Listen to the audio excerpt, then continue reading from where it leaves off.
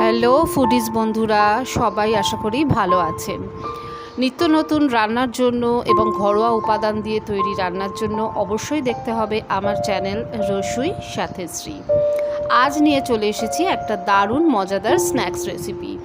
এই রেসিপিটা মাত্র 2-3টে উপকরণ দিয়েই বাড়িতে খুব চটজলদি বানিয়ে ফেলা যায়, যে কোনো সময় যখন আপনার বাচ্চারা কিছু খেতে চাইছে বা হঠাৎ অতিথি সমাগম হলে। আমার এই চ্যানেলটা যারা এখনও সাবস্ক্রাইব করেননি, প্লিজ সাবস্ক্রাইব করে বেল বাটনটা বাজিয়ে দেবেন। তো চলুন রেসিপিটা আমরা শুরু করে দিই। প্রথমেই দেখে নিই আমাদের এখানে কি লাগছে। আমরা এখানে নিয়ে নিয়েছি 1.5 কাপ ময়দা, এছাড়া লাগছে সাদা তেল প্রয়োজন মতো, পেঁয়াজ কুচিয়ে নিয়েছি একটা বড় সাইজের, এছাড়া কাঁচা লঙ্কা কুচি নিয়েছি, আর আছে 2টো ডিম এবং ময়দাটা মাখার জন্য অবশ্যই জল পরিমাণ মতো। এছাড়া আরও কিছু গুঁড়ো মশলা লাগছে, তার মধ্যে অবশ্যই আছে নুন, চাট মশলা এবং গরম মশলা। তো চলুন রেসিপিটা ঝট করে শুরু করে দিই আমরা। যে স্ন্যাক্স রেসিপিটা বানাবো সেটার জন্য ময়ানটা খুব ভালো করে দিতে হয়, তাই ময়দাতে প্রথমেই আমরা দিয়ে দিচ্ছি নুন প্রায় 1/2 চা চামচ মতো। এবার দিয়ে দিচ্ছি সাদা তেল এখানে লাগবে 2 টেবিল চামচ মতো। প্রথমে অল্প করে দিয়ে আমি এটা ভালোভাবে ময়দার মধ্যে মিশিয়ে নিচ্ছি এবং তারপর আবার একটু দেব। তো দেখুন খুব ভালোভাবে হাতের সাহায্যে ডলে ডলে আমি নুন এবং তেল সারা ময়দাতে লাগিয়ে নিচ্ছি। আমি আরও একটু তেল এখানে দিচ্ছি, বাকি তেলটুকু দিয়ে ভালোভাবে দলে দলে ময়দার মধ্যে দিয়ে দেব এবং মাখার পর দেখবেন যে হাতে যখন মুঠো করে ময়দাটা ধরবেন যেন আঁট হয়ে থাকে, তাহলে বুঝতে হবে ময়ান একদম পারফেক্ট হয়েছে। দেখে নিন আমি কিভাবে দেখিয়ে দিচ্ছি, দেখেছেন তো। এবার আমার পারফেক্ট ময়ান হয়ে গেছে। এবার অল্প অল্প জল মেশাবো এবং একটু নরম ডো তৈরি করে নেব। দেখুন আমি ময়দাটা মেখে নিয়েছি, বেশ নরম হয়েছে দেখে আশা করি বুঝতেই পাচ্ছেন। এবার এই ময়দাটা আমরা ঢাকা চাপা দিয়ে প্রায় 15 মিনিট মতো রেখে দেব। আমার সমস্ত ইনগ্রেডিয়েন্টস ডিটেলস কিন্তু ভিডিওর মধ্যেই আসে, তো পুরো ভিডিওটা প্লিজ দেখতে থাকুন, এর মাঝে এসে যাবে। এবার আমরা চলে যাচ্ছি নেক্সট প্রসেসে। এখানে আমি একটা বোল নিয়ে নিয়েছি এবং 2টো ডিম এর মধ্যে ফাটিয়ে নিচ্ছি। তারপর পরিমাণ মতো নুন দিয়ে দিলাম এবং খুব ভালো করে ডিম দুটোকে এই বোলের মধ্যে ফেটিয়ে নিতে হবে। এরপর আমরা এখানে দিয়ে দিলাম চাট মশলা এবং গরম মশলার গুঁড়োগুলো এবং সেটাকেও খুব ভালো করে এই ডিমের সাথে কিন্তু মিশিয়ে নিচ্ছি আমরা। চাইলে আপনারা গোলমরিচের গুঁড়োও এখানে দিতে পারেন। এবার আমরা এখানে কুচিয়ে রাখা পেঁয়াজটা দিয়ে দেব এবং লঙ্কা কুচিও দিয়ে দেব।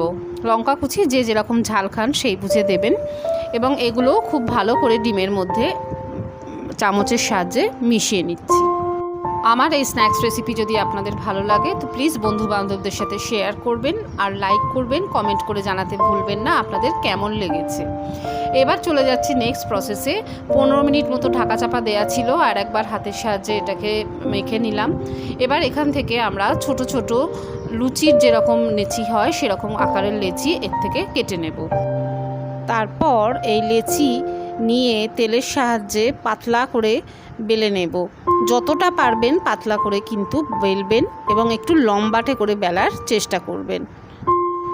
এবার এই যে লম্বা করে লেচিটা আমি বেলে নিয়েছি, এর মধ্যে যে ডিমের মিশ্রণটা বানিয়ে রেখেছিলাম সেই ডিমের মিশ্রণ থেকে বেশ 1 টেবিল চামচ মতো মিশ্রণ নিয়ে এর মাঝখানে দেব এবং খুব জলদি দেওয়ার পর কিন্তু দুপাশ থেকে লম্বা যে দিকটা হয়েছে আমরা সেটা এদিক থেকে নিয়ে ওদিক এবং ওদিক থেকে নিয়ে এদিক এইভাবে দিয়ে দেব এবং হাতের সাহায্যে একটু প্রেস করে দেব যাতে ডিমের মিশ্রণটা না বেরিয়ে যায়।